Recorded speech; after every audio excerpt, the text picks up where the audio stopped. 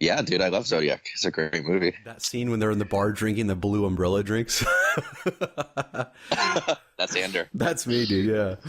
Yeah. So today's wine it's called a Marqués de Riscal. It's from Spain, and the grapevines they use were planted back in like the 1970s. Actually before the 1970s. And what's really special about this region is the soil they use to plant these vines are like these clay and limestone soil mixtures, which is really good for grape growing. And what they do at this vineyard is they store the wine in American oak barrels. They do this for at least 2 years, and it provides this nice sort of creamy kind of this creamy, really flavorful kind of texture to the wine. And Andrew likes creamy and flavorful. And what's cool is they source these barrels actually out of the Midwest. A lot of them from like Oregon, the Midwest, the Appalachians, but yeah, it's crazy, man. Like we actually export a lot of barrels to Europe. I didn't know that. But so let's see. Yeah, what are you pouring? You heard it. I was dude, it's called a Moon X. It's apparently a Pinot Noir from California. Nice. Much easier to pronounce than Anders wine. That's true, dude. So if you're good to go, we'll just jump in, man. Let's do this right. Let me get the vino going. Vino. Oh, Andrew likes man. vino. Yes, sir. All right. So, Jimmy Liu, how you doing, man? And I'm doing good. Thank you for having me on your lovely podcast. Thanks for making time, man. It sounds like you're in Chicago, right? Yes, I just moved to Chicago in September. So why'd you leave the Hollywood scene? Because I got a new project at IBM for the Veterans Affairs. They're based here. Still working from home, but they'd like me to be on site once or twice a month. That was pretty badass, though. You grew up in Maryland, and you were working for IBM out of Maryland, and then you just jumped ship over to the West Coast and went to Hollywood. Dude, living in Hollywood, working from home, you know, being able to go to the coffee shops, the beach, and just take your laptop along with you, that's pretty dope, man. Yeah, I miss all that. The palm trees, Hollywood. But, I mean, Chicago's a good city, too. Well, let me do you justice, brother. Let me give you a quick little intro. So joining us today on the podcast, we have Jimmy Liu. He is a project manager for IBM, specializing in the federal contracts or public sector side. He's been with the company for almost 10 years now. It's amazing how time flies. Some of the contracts he's been involved with have ranged from Department of Defense, Defense Logistics Agency, which is really the combat support unit of DoD. He's worked for the Centers for Medicare and Medicaid Services, and now he's currently with Veterans Affairs out in Chicago. And quick little fun fact about Jimmy, he was a 2016 finalist in the Hollywood Screenplay Contest, which, if you're not familiar with, thousands of people will throw scripts at this contest, and only 12 are chosen to be finalists. And then there's only one grand prize winner. So Jimmy was fortunate enough and blessed enough to be a finalist with his screenplay for Riverbend. And thanks again for joining, man. I appreciate you taking the time. Yeah, thanks for having me. I mean, what would it be if I said no to this? Since we're friends, dude, I would never speak. I would never speak to you again, dude. I would. Any sort of social media account you had, I'd hack and. I knew Ander had vengeful tendencies. That's why I didn't say yeah. I'm not sure I want to say that to somebody who works on the federal contract side, especially someone with defense logistics agency experience. Oh, come on. It's not that. You know damn well it's not that big of a deal. Yeah, I'm not fucking Edward Snowden or something. Yeah, well, dude, maybe a good place to start. I'm just really curious about how Jimmy Liu goes from being an IBM consultant / project manager to Hollywood screenplay writer in his spare time. What gave you that first inclination that maybe this was something you should do? I mean, dude, I've always enjoyed writing. Writing has been my thing since I was a kid. When I was maybe about 10 or something, I think I asked my parents to get me a typewriter. And since then, I've just been cracking. It's just something, I guess it's ingrained in my DNA to enjoy writing. Did you say a typewriter? Yeah. Were you born in like the 60s? Dude. I think since technology has advanced so well in the past decade or so, we tend to forget how little we had when we were kids. True. Typewriters were still a thing back then. Dude, do you remember Mario Teaches Typing? What is that? Yeah, No. me either. So, so Mario Teaches Typing, it was back when, I think it was before Windows 95. What was before Windows 95?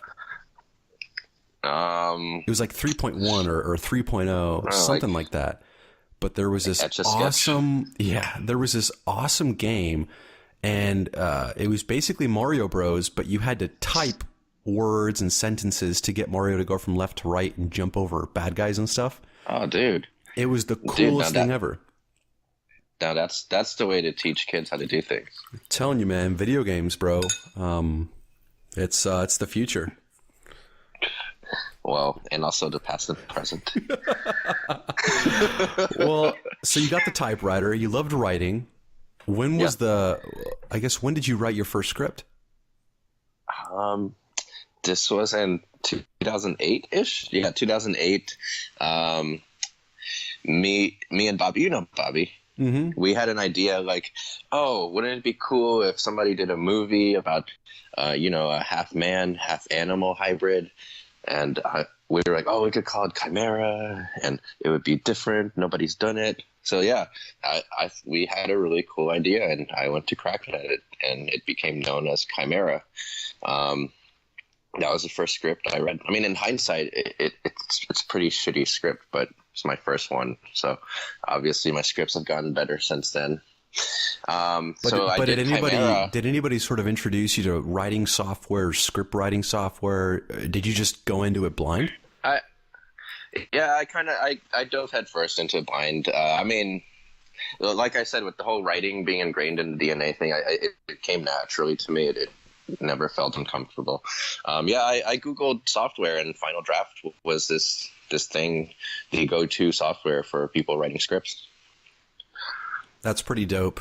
The first thing that comes to mind, and I have seen some of your scripts, obviously, over the years, but the one thing that's always stood out is it's not so much the story and the plot that surprises me as much as it is how unique the writing structure and the style is. There are certain formatting guidelines that these production companies expect to see when you submit these scripts, and man, it looks really complex.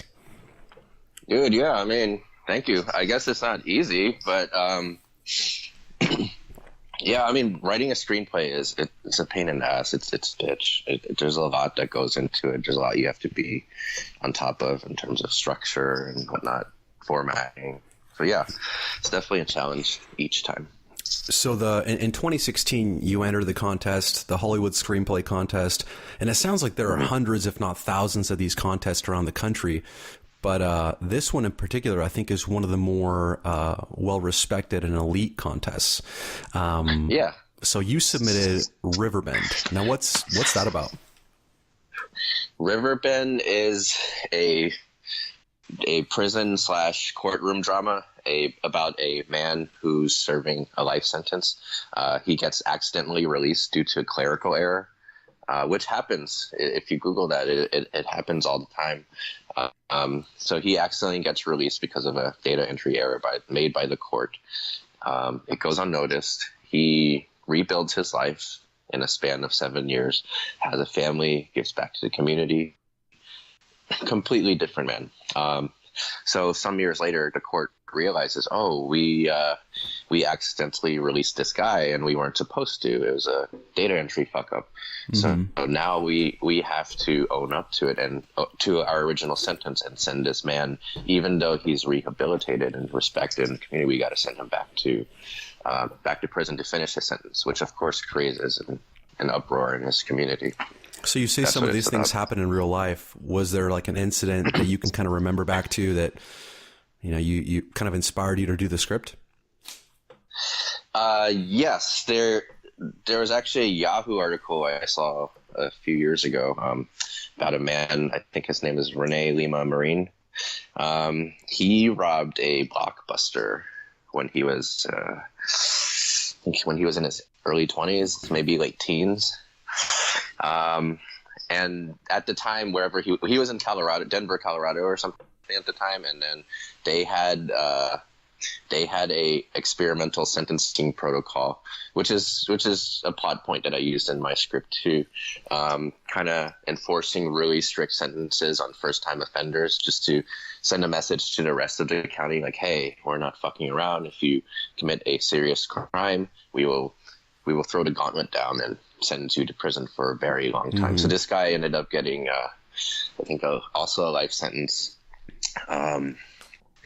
He moved some employees to the back of the store to open a safe, which counted as kidnapping or something.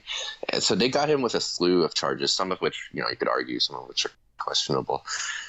So yeah, and then he got released from prison accidentally due to a clerical error. And then they noticed it some years later. He had a family, and sent him back, just like in my script. So that was the main source of inspiration for mine. When you submit scripts to these contests, can you really write about any sort of genre? Can it be comedy, thriller, like what are the limits? I guess what are the categories you can submit to? Yeah, I mean, anything your mind can dream up of, you can submit to. There's comedy, horror, sci-fi, drama, etc., action, all genres. Are there certain contests that are more well known for a certain genre? Like if you're going to write a drama script, do you submit to maybe 2 of the 5, or if you write a comedy, you submit to this one? Yeah, of course, dude. I mean, for example, the Nichols Fellowship, that's the creme de la creme of screenplay competitions. That's run by the Academy in Hollywood, the people that do the Oscars. So they're going to be looking for more prestige pictures, dramas. It would kind of be silly to submit a comedy there. And then there's other screenplay competitions that specialize in horror and, of course, comedy. Yeah, there's ones that cater to specific genres, which I guess, makes the specialization is good, makes it easier.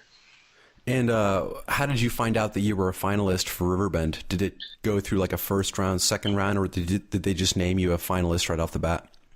They just named me a finalist. I mean, usually with competitions, there's rounds, but for this one, they sent me an email saying, congratulations, you have been named a finalist in our competition, and that was that. And then I posted it to Facebook right away.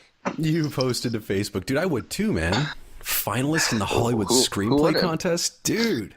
Yeah, it was a happy moment in my life because that was one of the goals that I had, to place in a competition.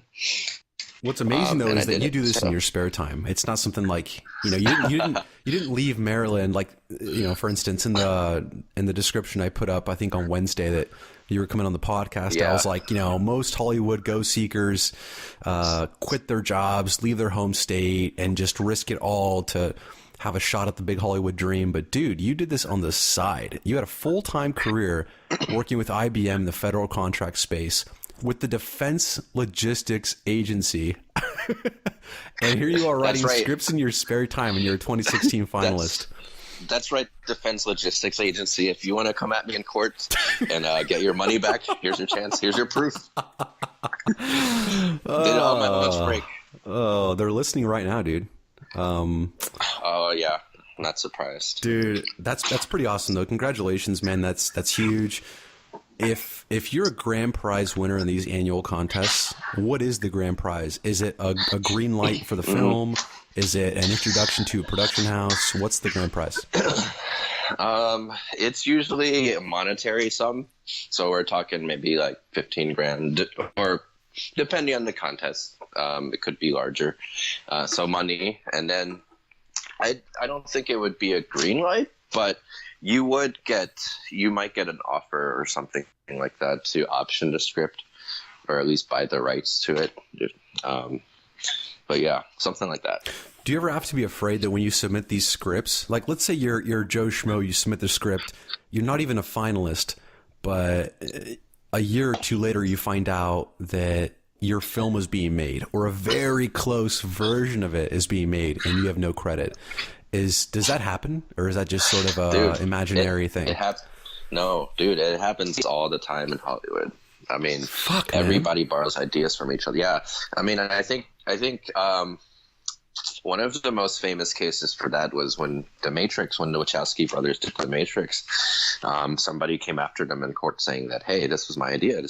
I had a script similar to this, and you guys borrowed important elements from my story. So yeah, of course. I mean, that's what copyrights are for. But I mean, that doesn't deter a lot of people. It does happen a lot. It happens all the time. What's crazy is I've heard this saying that you can't really copyright an idea, that you can copyright some sort of evidence or execution, but you can't really copyright an idea. But when I think about these scripts, I mean, some of these things are like 100 pages long, with very complex plots and characters and storyline and structure to it. It would just seem insane to me that they could just get away with that. And do most people copyright their scripts before they submit it? I mean, unless they're completely stupid. Yeah, I mean, you kind of should. Yeah, I mean, you're supposed to. Yeah. Well, how long did it take you to write Riverbend? Dude, Riverbend took me a while. I mean, I had the idea, and then I went through several revisions. I looked at it, and I'm like, oh, this is crap. But, I threw them out. And all in all, I think it took a year. But I'd say 90% of the writing got done in a span of 3 months.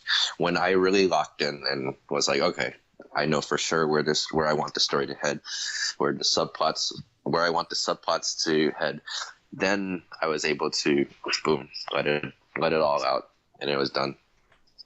So when people think of these contests, should they think of it being purely electronic, and only if you're a finalist you show up to some sort of venue or conference, or does everyone get to do like a meet and greet? No, I think I mean it's mostly electronic for the most part. It would be cool if everyone got to do that, but no, I mean if you get to become a finalist or something, then I think that's when the meet and greets start. But for the most part, electronic. Dude, what got me though, Jimmy, is I looked up some of the entrance fees. So I think for the 2018 contest, the 2017 just ended, but for the 2018 contest, the first entry deadline is like January 10th. And then they have like 2 or 3 more different deadlines with the fee going up each time. So I think if you submit by January, you pay like $30. And if you submit like 2 or 3 months down the road, you pay about $55. What I thought was crazy is just below that information, I was reading this paragraph and it was like, for an extra $80, right? For an extra $80, you can get judge commentary and a breakdown of how they scored your actual script. And I just thought, man, it's tough not to see this as some big, huge moneymaker for these guys. Because let's be honest, dude. Let's say 20,000 people submit scripts. You have 12 finalists, right? 12. Everybody else paid at least $30 to be entered into the contest. So right off the bat, you have this huge pool of people who are just eliminated. And then you're asking for an extra $80 to be given some sort of commentary breakdown of why your script was shit. And it's the odds of you actually becoming a finalist or a grand prize winner are so slim to none. On top of that, you're forking out money for extra commentary, bro. Like, it just seems like a scam, dude, to be honest, man. But I'm not in the industry. Take it with a grain of salt, but I'm curious to know what you think. So here's the thing. You are absolutely right in that sense. However, there are maybe a handful of contests that are legit, but yes, the majority of them are bullshit scams. The ones that are reputable, we all know what they are. They're, the Nichols Fellowship, the Page International Awards. There's one by Scriptapalooza. Yeah, there's several reputable ones where they tell you, these are our judges, and they're people that are known in the industry that have actual connections. The majority of the contests are no good. That's why you have to be really selective in what you enter to. Gotcha. Okay, so you kind of pick and choose which ones you want to actually participate in. Yeah, of course, but there's maybe like less than 10 that are the real deal ones. Mm-hmm. Well, like if you and I wanted to get into it, we could open a bogus, screenplay judging competition and charge these poor writers $30 or $50 or whatever. There's nothing that would stop us. Let's give Bernie Madoff a call. Sounds like something he'd be good at. Wherever he's at, in some jail in some weird place. He's in the jail playing tennis. Playing tennis, dude.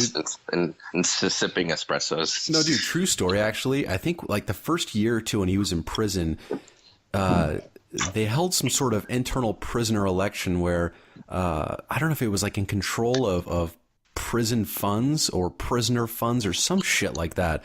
Anyway, Bernie Madoff put himself out there and tried to get elected by his fellow prisoners, and dude, he totally lost. He totally lost. Like, dude, this guy's serving like life sentences for screwing people out of their money, and we're gonna let him control us in here? Not a chance.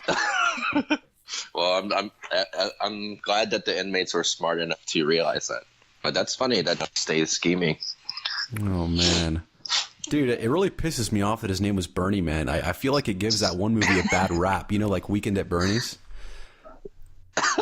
Well, you also have Bernie Sanders. Actually, dude, so Weekend at Bernie's, actually, I take that back, because before he dies, isn't the Bernie guy like, he's some sort of insurance CEO, but he's like a swindler. He's like embezzling money? You know what, man? I have actually not seen Weekend at Bernie's. How dare you, man? Are you sure you're not talking about Weekend at Tiffany's? Dude, I don't know. Breakfast at Tiffany's? I don't know. Okay, dude, I don't know what you do in your spare time, dude, but, you can continue to do that. I don't know who Tiffany is, bro. Isn't there a song called Breakfast at Tiffany's? Yeah, the hit 90s song. Yeah. That's a good song. Who is that by? I don't remember. But it's a good song. Breakfast at Tiffany's. Yeah.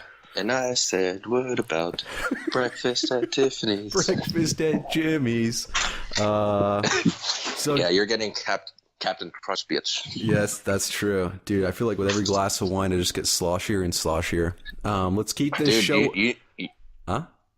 You need to be careful about the wine, because I know after one sip, you're like loosey-goosey. Dude, I feel like I feel like wine is like the ice cube that you put life on. Like, I want life on the wine. Does that make sense? Like, give me a glass of wine. No. Give me a glass of life on the wine.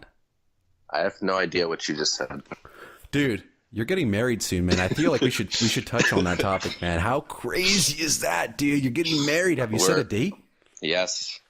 We're touching on a touchy topic. Yes, we have set a date. September 1st, 2018 in Chicago. It is going down. Chicago. Dude, are you going to get married by the Michael Jordan statue at United Center? Am I going to get my own statue, or am I going to get a Michael Jordan statue at the wedding? Either one would be pretty damn cool, to be honest. I mean, if that's the case, I would want my own statue. So you guys met in Hollywood when you were living in LA, right? Yeah. Lily, that's her name. Lily was working in LA for a non-profit, and I was there for work, of course, too. And yeah, we met on Match.com. Dude, so like you're one of like the stats whenever they come on the commercials and they're like 90% of something get married through Match.com or something like that. Yeah, we are one of those statistics. Yes, every time the commercial comes on, we're like, oh, that's us. Yeah, they have a fantastic jingle, man. I feel like if you're in the marketing business or you're in the retail business, you gotta have the jingle, man. You know. They have a jingle, but that guy on their commercials is horrifically annoying. He's old too, man. Do you know who I'm talking about? No, not the old guy. He's fine. They have these new commercials where there's this young guy like on the streets interviewing people, and something about him rubs me the wrong way. He's just really, no, it's a punchable face, kind of douchey. He's a punchable face. I do not want to have a punchable face.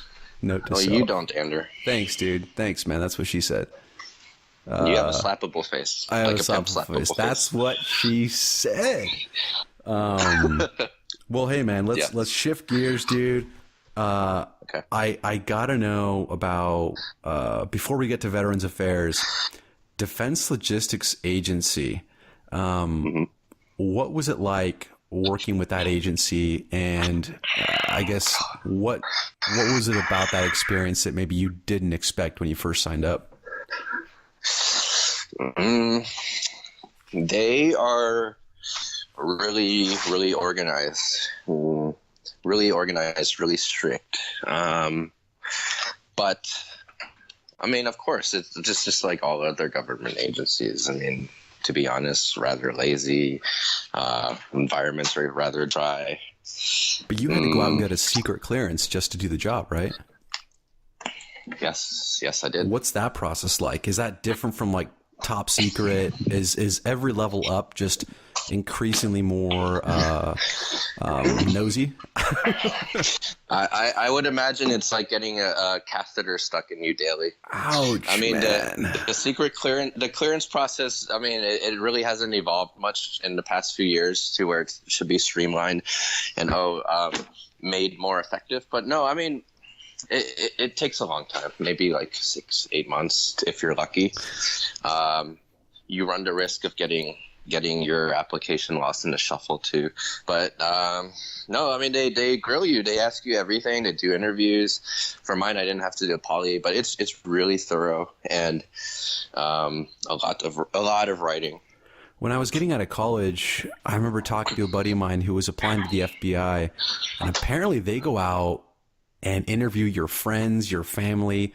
So it's not just about you anymore. They go out and interview the people who actually interact with you on a daily basis. Is that something they did for your job? You tell me. Did you get people knocking at your door? I was like, dude, this guy's a terrible guy, man. He's going to be America's Most Wanted. Dude, stay away. That's why I didn't put you down. Dude, he's a secret Taiwanese spy. Watch out. But honestly, is it that meticulous of a process? Yeah, it is. They do talk to your references and then your references. But I think with me, they let me off the hook easily because I was able to play that, the innocent Asian card. The innocent Asian. You pulled the card. Yeah, Good for you. I really conveyed that in the in-person interview. Oh, that's awesome, man. But overall, your experience there, how long were you with that agency? DLA, let's see, like 2 years, something like that. I started in 2014 and the project ended in 2016. What I thought was pretty awesome is it's generally known as an agency that supplies weapons, repair parts. They're basically like the supply chain of the Department of Defense, but they also do a lot of other shit, man. Like they do lots of humanitarian aid, whether it's Katrina, Hurricane Rita. In 2010 for Haiti, I read this awesome stat. It was like they provided 2.7 million ready-to-eat meals after the devastation in Haiti back in 2010. That's pretty awesome, man. It sounds like they do a whole lots of different stuff, not just military related, but also humanitarian related. Wow. Yeah, I mean, in addition to making sure we are armed and ready for battle, yeah, they also do a little humanitarian stuff on the side. So now you're with Veterans Affairs, and to take that job, did you have to move to Chicago, or is it something you could have done just from working from home? I could have done it anywhere, to be honest, but I think it would have made things difficult in case there were, because what my project entails right now is hardware maintenance. So we have a bunch of hardware here in Chicago and surrounding Chicago. So if say there were to be an outage or something like that, I being the project manager would have to be on top of it. I'd have to be here on a whim. Also, the client site is here, so it's good for me to show my face and swing by the site like once or twice a month. So living here, I'd say it makes things more convenient. It's definitely a plus. But I mean, if I did want to stay in LA or move around somewhere else, I could do it. I just have to travel here on my own dime.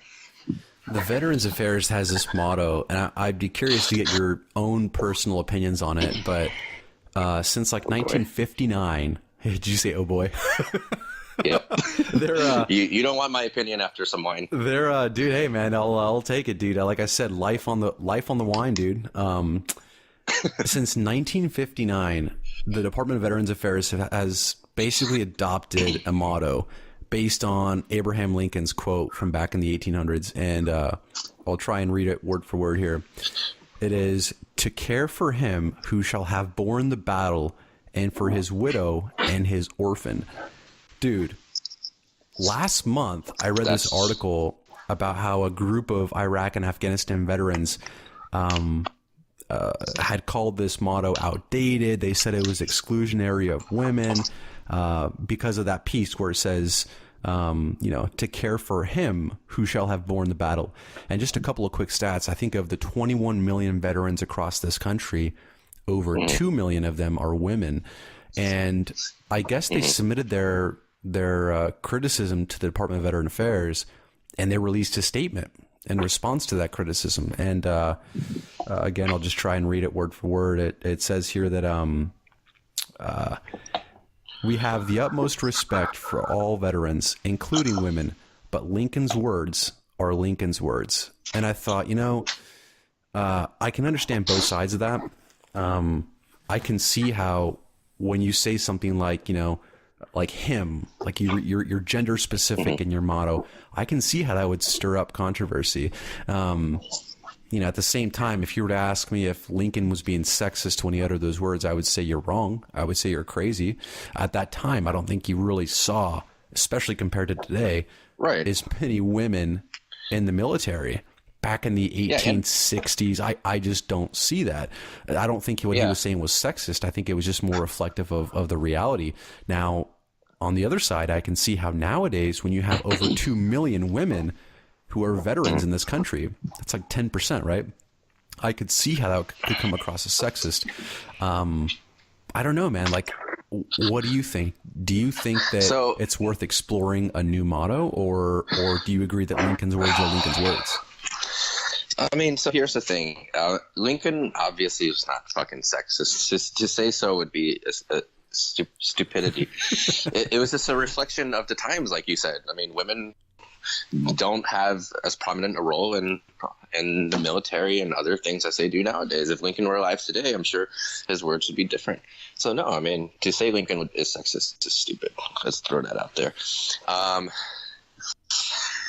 As far as appending or changing that motto, I mean, sure, why not? But I mean, if the VA doesn't want to do it, then I think the people that are criticizing the VA for being sexist or ignorant, that's stupid. That's baloney. I mean, it's a direct quote from Lincoln. I mean, we know. Fuck it. It's stupid. Yeah, no, I could see it as that, using that quote as the motto. It's really paying homage to Lincoln, and it's paying respect to Lincoln. And like you said, I don't think those words reflect sexism at all.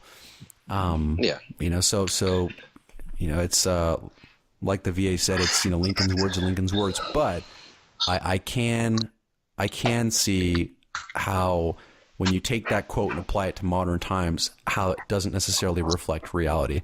I could see that. What's interesting to look at is back in 2004, I think it was back in 2004, the U.S. Naval Academy changed their song lyrics. I think they had some sort of gender-specific mention. West Point, that infamous kind of military breeding ground of sorts, also did something similar. They had these gender-specific call-outs in their songs, and they changed them. I think what's also notable, man, is that once you see the ball kind of start to roll, once you see one person start to change or one organization change, the ball gets rolling, man, and it's tough to stop. Dude, over the weekend, I read about how a Finnish airline, I think it's Finnair, they're the first airline to ever weigh passengers before they board the flight. Wait, what do they do to passengers? Dude, they're starting to weigh passengers before they board their flights. Like to collect statistics on like weight distribution among the plane. But here's the catch. Over a period of time, I forget again, I don't know if it was like a week or a month, they ran this voluntary program. None of this is mandatory. It's all voluntary. They had like 180 different people who volunteered to weigh themselves before they boarded these Finnish airline flights. And I guess when you stepped on the scale, you would also be asked to take your, I don't know if it was your luggage or just your carry-on, but some sort of luggage onto the scale with you. Again, totally voluntary, but is that a thing to come because one airline is bold enough to try it? Do we start to see that snowball down the road? Well, America's fucked then. If it's gonna be. I gotta watch my Twix intake, man. You gotta watch your Twix and your strawberry milk intake and whatever. Dude, fucking Chuck E. Cheese pizza intake. Chuck E. Cheese, fuck you. I don't know what Chuck E. Cheese pizza's good, man. Dude, it's yeah, man. It can sometimes snowball into some sort of cascading effect, but dude, it's not my fault that Twix is doing like this left and right. Have you seen this? What? When you buy like I think it's the fun size Twix packages. I don't know if it's like $3 or $4. Anyways, you get a bunch of Twix in these bags, and each little fun size Twix on the outside of the wrapper says left or it says right.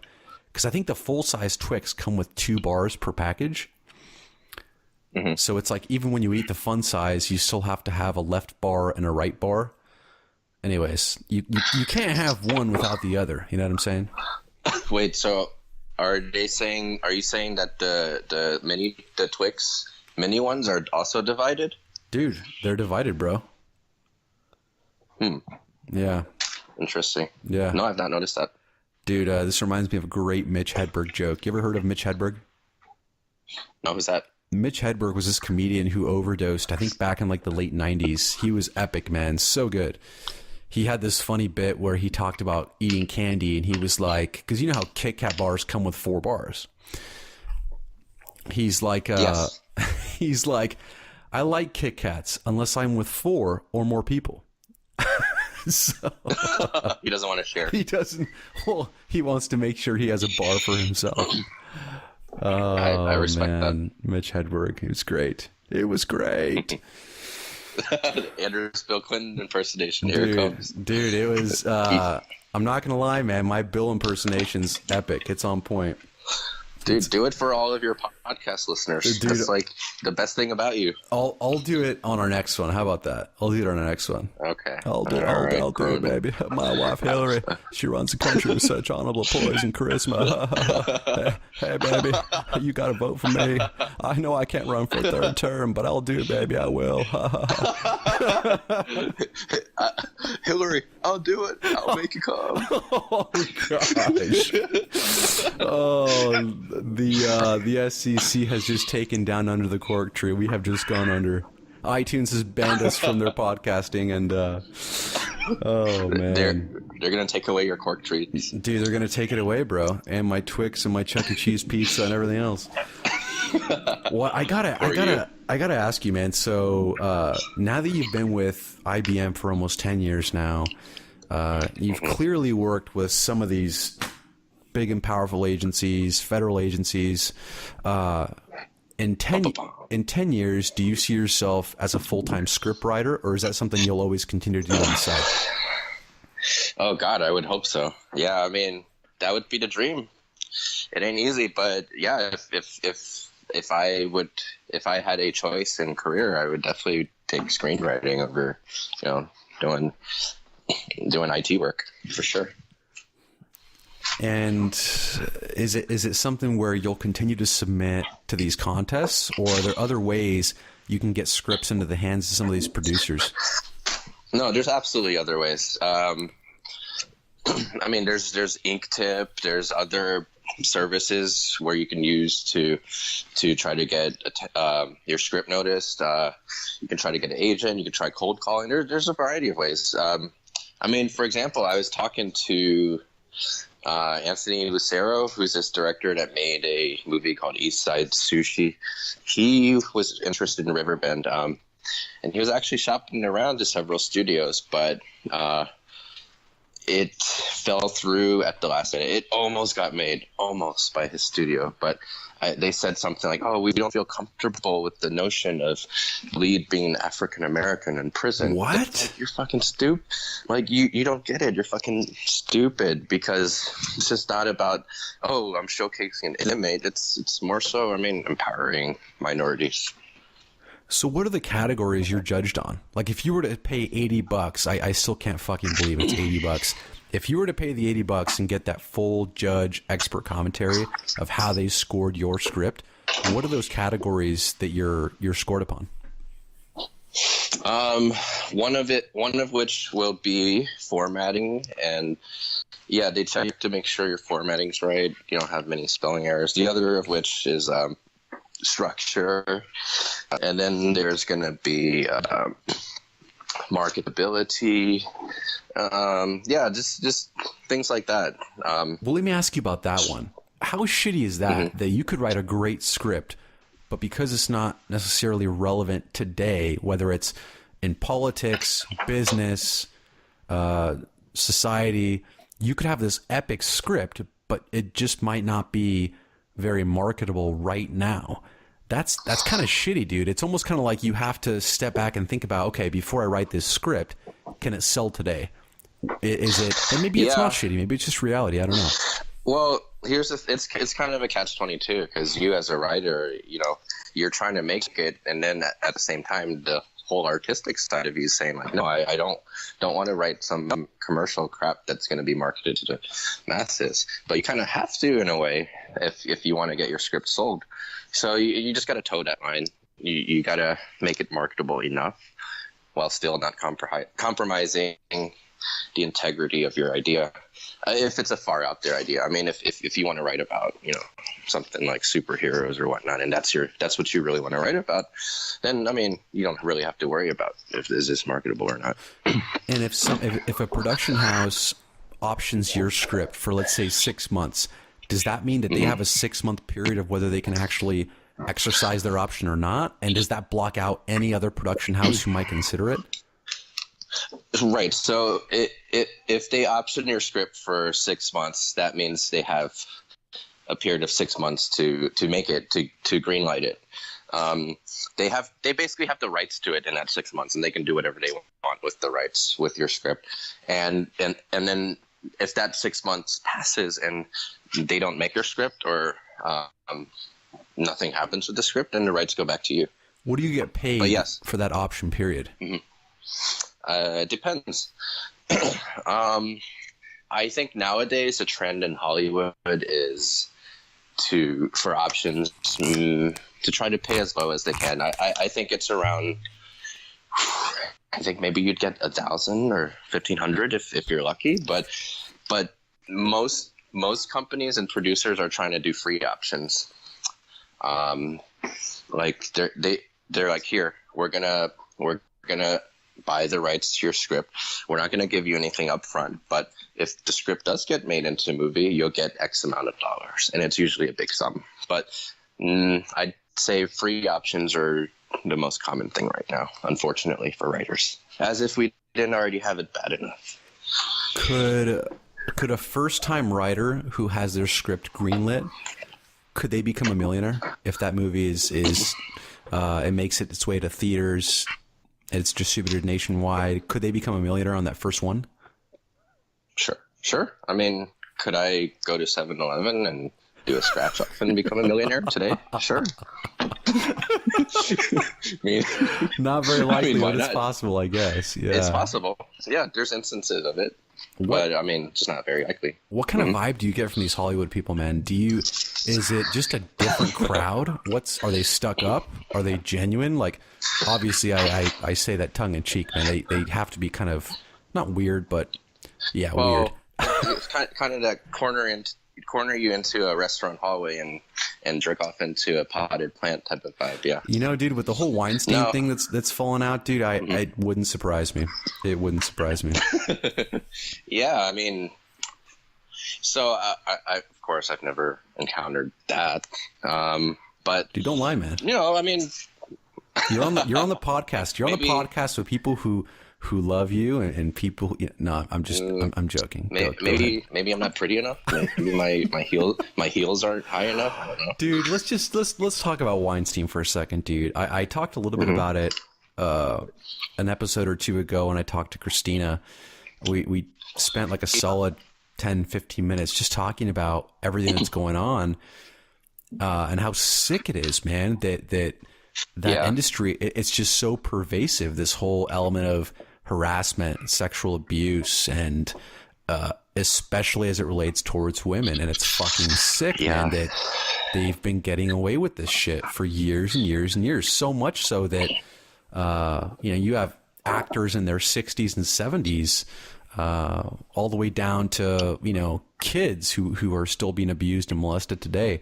It's gross, man. Mm-hmm. But I mean, is that ever going to change, you think? I think so. I think with everybody finally speaking up and exposing whatever they can expose, it's gonna create a wave, and then hopefully we'll see some positive changes. I mean, this is the first step, right? But what is sickening as well is that nobody said anything until now. Or, I mean, if people did say anything, they were muted. For example, I forget the name of the actor now, but he was a child actor. He was on Barbara Walters. Corey Feldman, yes. This was a few yeyears ago too. So this guy, he brought up the fact that, there's pedophilia and whatnot that goes on in Hollywood. And Barbara Walters, the cunt that she was like, oh, you know what you're doing? You're putting people's jobs at risk by exposing them. That's the attitude that we had before. That was now, fucked up, dude. They really put him down, dude, and said, you're painting the whole industry with this brush and try to make him feel bad. But reality is, dude, you should be painting the industry with a brush. Look at how many people have come out since then. It's insane. Oh, yeah. It's really insane. I mean, even Kevin Spacey, that's a new development. Bro, you want to talk about disappointments? Dude, Kevin Spacey, Kaiser Soze, House of Cards, American Beauty, 21. What was that movie he made about Bobby Darin? It was like it was Beyond the Under the Sea, Little Mermaid. It was called Beyond the Sea. We're not talking Disney movies, Andrew. That's the next podcast. Beyond the Sea. He's just a fantastic actor and a great singer. And he just seems like he just seemed like such a charismatic type of person. It was really disappointing to see that even him, a guy like Spacey, could be, in the trenches with these pedophiles and abusers and all that kind of stuff. Yeah, I mean, that just goes to show you shouldn't be surprised by anyone. If there's any allegations against anyone in Hollywood, that's how pervasive it is. Well, with Spacey in particular, when the allegations first surfaced against him, the first outcry was that on the set of, I don't know if it was House of Cards or maybe one of his movies, but that he had made sexual advances towards a 14-year-old cast member. And as soon as those allegations surfaced, he came out saying, "Yeah, I apologize. I don't remember. I was probably drunk. Blah blah blah. By the way, I'm gay." And so there was this immediate reaction, sort of dual reaction, where people were sort of taken aback and shocked by him getting caught up with some 14-year-old underage boy. And then on the other side, he's talking about he's coming out, he's gay, and he's going to live his life as a gay man. So I feel like some people were caught in the crosshairs or caught in the middle, and they weren't sure whether to sympathize with him or to really feel like he had done something bad to no. I don't know, dude. I mean, there's no sympathy there. There shouldn't be, but it seemed like there wasn't a whole lot of outrage after he made that comment. there was a lot of outrage, Andrew. I mean, if you Google it, look at the news and Twitter. I mean, everybody is wagging their finger at him. Well, I will say that Netflix, I think, just dropped House of Cards, right? Yes. Yeah. I mean, So they that's were good. going to. So they were going to anyways, but because apparently the show was losing viewership, or it wasn't doing as well. It was getting stale. But this was like the perfect opportunity. Like, Kevin Spacey is a fuck up, is a dumbass. So we're gonna can this show. This is perfect excuse to can the show. I mean, even guys like Ben Affleck. I mean, we're talking about people who've been in some blockbuster movies. Not all of Affleck's movies have been blockbusters, but dude, the guy was Batman, right? He still is Batman. Still is Batman. Ben Affleck gets caught up in this. Kevin Spacey gets caught up. Are there any other like A-listers? Yeah, Matt Damon, George Clooney. These are big names, man. Mm-hmm. Yep. Everybody is getting exposed. Well, those guys don't have allegations of being perpetrators, but they're obviously protecting their brethren, like Harvey Weinstein. They were looking out for their quote unquote boy. Well, let me ask you this. What is it about Hollywood and the entertainment business specifically that would allow something like this behavior to be so pervasive? Is it because it's entertainment? Is there something about the entertainment business that allows that? Yeah. Or do you think it's just related to power and money and influence, and maybe this stuff's happening on Wall Street, maybe it's happening and anywhere else you might find some sort of power structure? It's definitely power.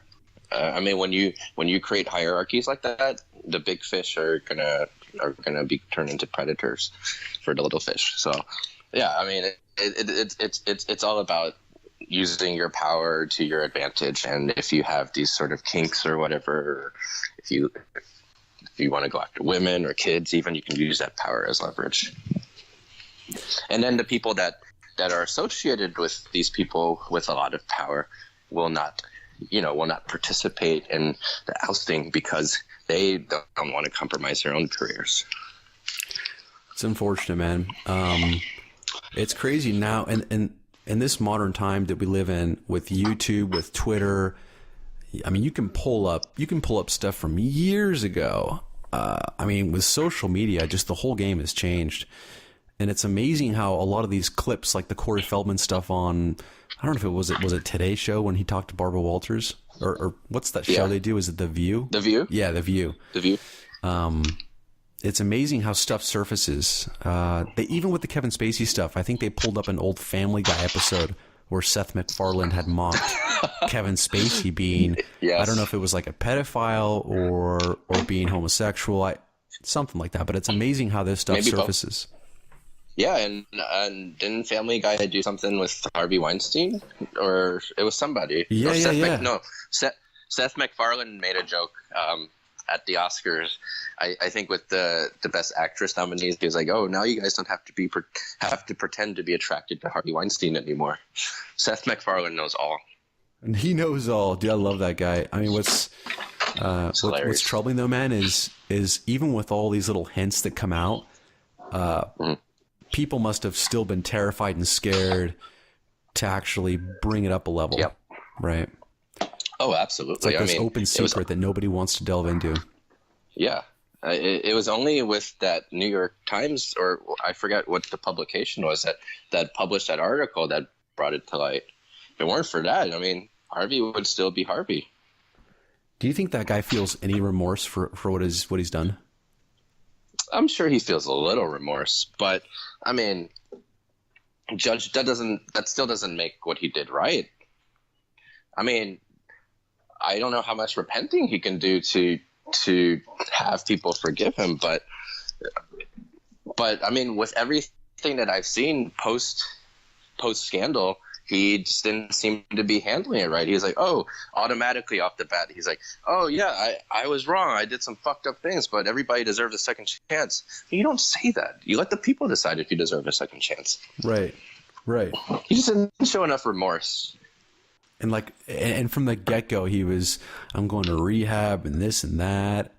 And yeah, you're right. He came out with those comments about how he hopes people can give him a second chance. And it's like, dude, we don't even know the full extent of your actions. And honestly, man, I think he came out and made a statement. He was like, or through his attorney or whatever it was, says something like, he denies all people who were saying they had non-consensual sex with him. So he's basically saying like, sure, he may have made advances and he may have had sexual conduct with women, but it was all consensual. They agreed to it. So in other words, he didn't force the hand of anyone. And so that Ander, if you were a woman, would you have sex with Harvey Weinstein? Well, I don't know your angle with that question, but I would say no. All right. Okay. If I was a woman, I sure as fuck would not have sex with Harvey Weinstein. Who the hell would consent to sex with Harvey Weinstein? Well, that's what I'm saying, man. Like, that doesn't sound like a remorseful guy. That sounds like a guy in denial. Absolutely. I mean, there's no way. I mean, okay, with the power angle, sure. I mean, I'm sure there are a few actresses like Jennifer Lawrence maybe consented. Jennifer Lawrence? Who, is it bad that I don't know who Jennifer Lawrence is? You don't know who Jennifer Lawrence is? Dude, she's the Katniss from Hunger Games. She was in the X-Men movies. She's in Passengers. Yeah. Okay. Now I know who you're talking about. Okay. Yeah. Overrated in my opinion. Gotcha. But do you think there is a certain percentage of these women who did have these interactions, these sexual interactions with Weinstein, that they did it to further their careers? They said to themselves, you know what, I want to do this because Harvey says I'm going to be in a film or he's going to give me more lines. Do you think there's a small subset of women who agree to that? Yeah. Oh, yeah. Okay. Oh, yeah, absolutely. Beyond a doubt, of course. But then again, there's also, for sure, like women that resisted too. You really want to know, like, I mean, obviously it's, the whole thing's sad, man, but if you're a woman who, let's just say you were in your like late teens or early 20s, you moved to Hollywood to fulfill this dream of being an actress and being a big, huge star.